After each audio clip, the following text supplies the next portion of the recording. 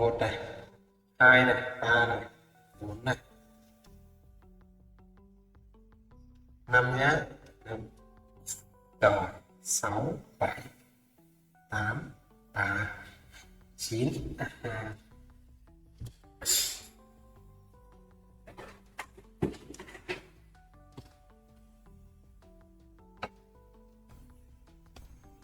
9 là cái thảm trên ghế nhé.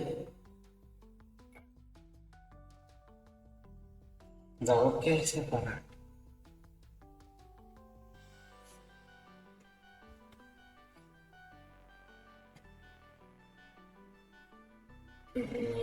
Cut.